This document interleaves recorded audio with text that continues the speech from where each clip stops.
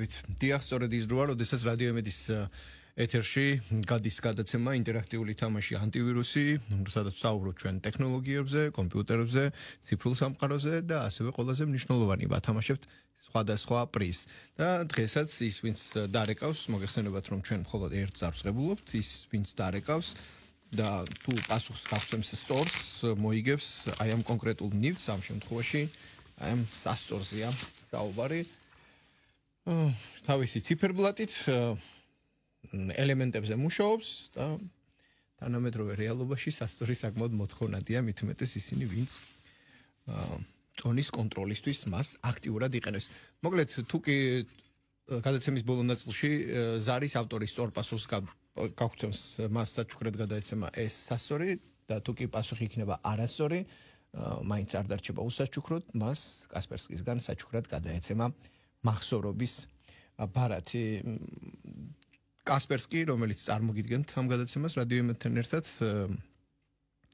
საკმაოდ გლობალური ორგანიზაცია, დაფარვის ზონა მისი სერვისებით საკმაოდ მოცულობითია და შესაბამისად მნიშვნელოვანია ის ადამიანური რესურსი, რომლითაც იგი ქმნის არაერთ ციფრულ ინსტრუმენტს და ის ადამიანური რესურსი, რომელიც მუდმივად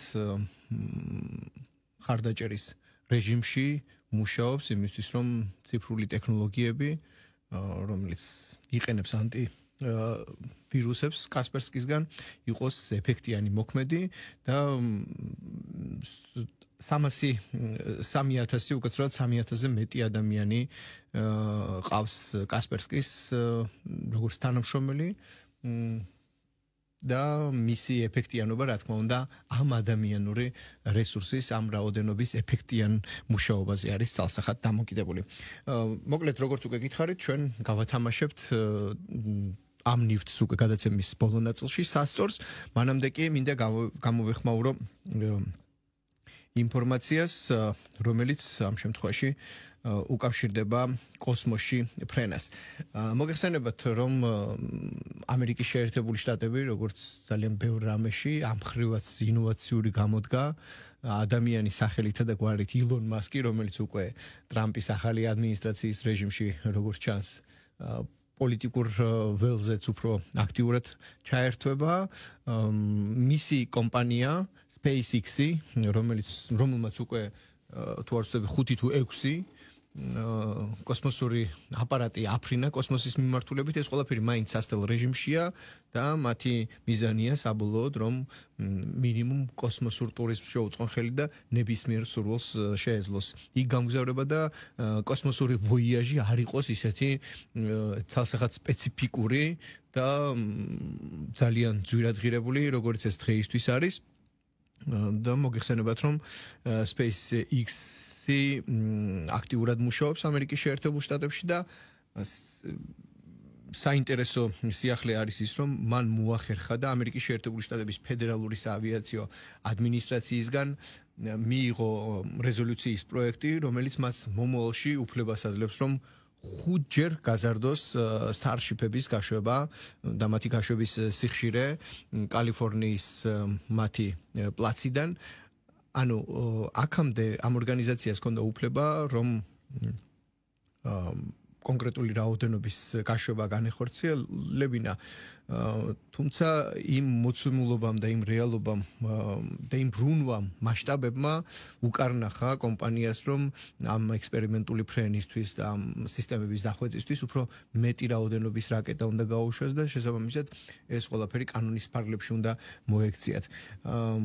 ამერიკის შეერთებული შტატების ფედერალურმა საავიაციო სააგენტომ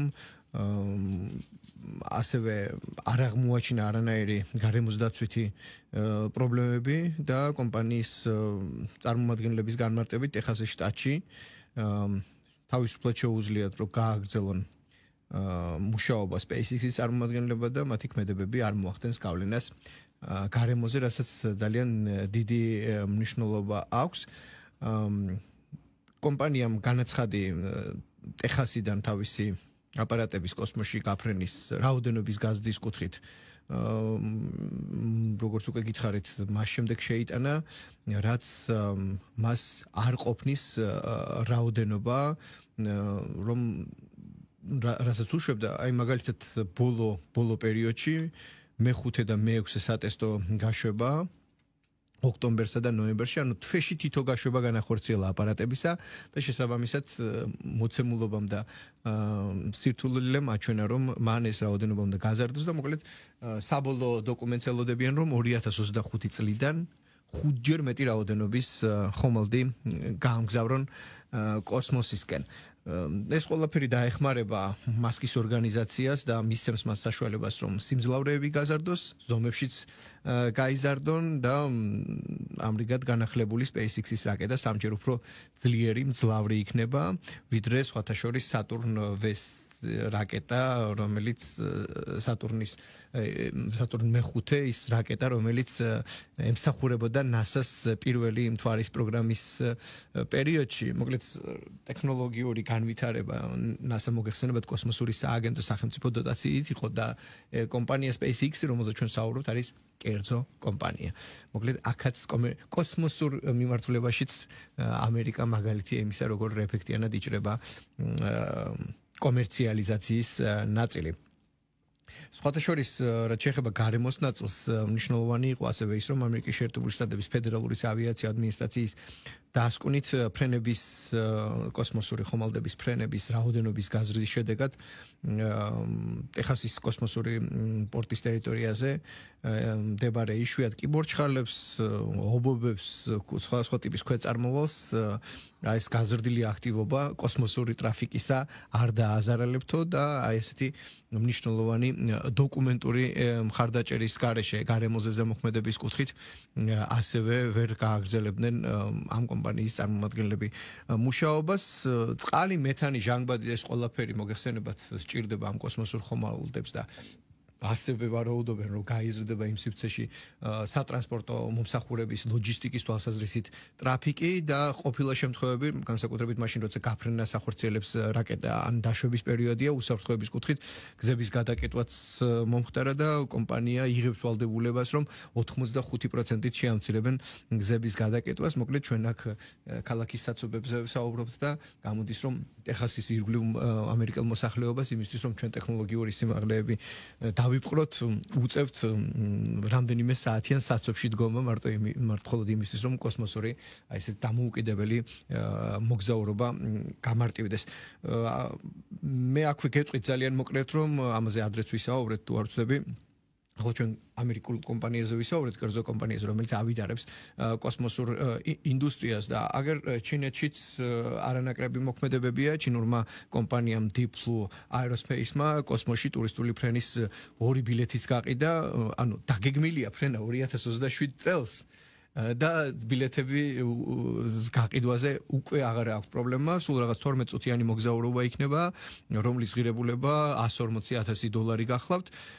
როგორც კი მათ გააკეთეს განცხადება, რომ ყიდიდნენ ბილეთს, ყისიერად გაიყიდა 3 მილიონი ადამიანი ელოდებოდა ტაობაოს სავაჭრო პლატფორმაზე, რომ მოეხერხებინა და ეყიდა სამომავლო კოსმოსური ფრენა. ანუ ჯერჯერობით ვირტუალურია ეს გამგზავრება, მაგრამ ინტერესი, როგორც ჩანს, საკმაოდ მაღალია და ალბათ ამ მიმართულების კომპანიებს, კერძო კომპანიებს კარგი ფინანსური შემოსავალი ელოდება წინ, როგორც ეს ორგანიზაცია იუწყება კოსმოსური ხომალდი 2027 წელს 6 გზავრით 100-დან 150 კილომეტრის სიმაღლეზე ავა და იქ მაქსიმუმ 12 წუთი დარჩებიან და უწონად მდგომარეობაში აი ამ დროს გაატარებენ. მოკლედ აი ასეთია რეალობა, რომელიც ტექნოლოგიური შესაძლებლობების განვითარების გარეშე, რა თქმა უნდა, წინ ვერანაირად ვერ წავიდა და აქაც კომპიუტერული გამოთვლები და სხვადასხვა ციფრული შესაძლებლობა და სამეცნიერო კვლევა ქიმიური თუ ასე შემდეგ ეს ყველაფერი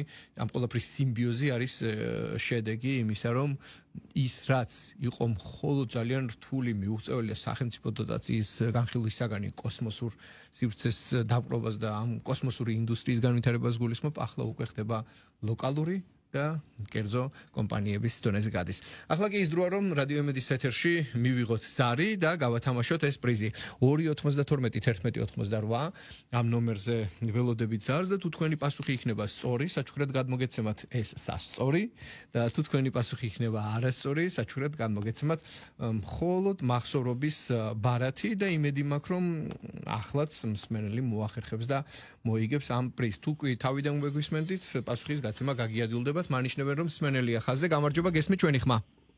გამარჯობა დეი. გამარჯობა, თქვენი სახელი? ნიკა.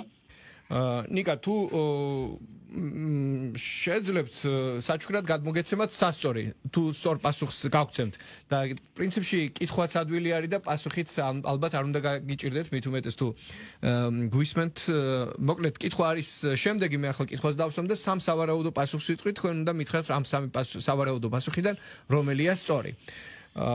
რამდენი თანამშრომელი ყავს კასპერსკის ლაბორატორიას? პირველი ვარიანტი პასუხისა 1,000,000 თანამშრომელი, მეორე ვარიანტი პასუხისა 3000-ზე მეტი ადამიანი და მესამე ვარიანტი პასუხისა 2 გენიოსი და 1 ლაბორანტი. რომელი პასუხია სწორი ამ ვარიაციებიდან? ბატონო? მეორე პასუხი. კი ბატონო, მეორე და გილოცავ თქვენ მოიგეთ სასწორი, არ გათიშოთ დარჩით ხაზზე და გეტყვიან როგორ უნდა გადმოგეცეთ საკუთრებაში ეს სასწორი. მადლობა, წარმატებებს გისურვებთ, მოკლედ თავარი პრიზიც გავათამაშეთ. მადლობა იმისთვის რომ უსმენდით ერთმანეთს, დროებით.